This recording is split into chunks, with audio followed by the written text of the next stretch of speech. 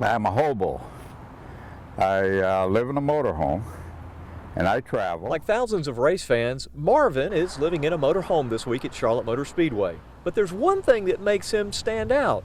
This is Marvin Panch, voted one of NASCAR's 50 greatest drivers and a Daytona 500 champion. Back then, I was very fortunate. I had good rides. One of the greatest moments came right here at Charlotte Motor Speedway in 1966 when he had the distinction of winning a race without actually driving all the laps.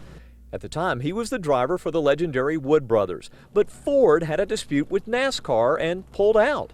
Marvin needed a ride, and NASCAR needed one of its top drivers in that race, so they found a car for him, a car belonging to NASCAR's king, Richard Petty. It was Petty's old dirt car.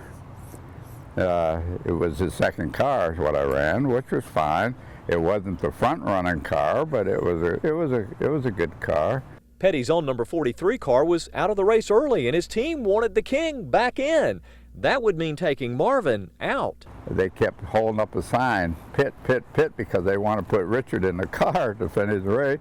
And I hung on as long as I could, and he ran a few laps at the end, and we won the race.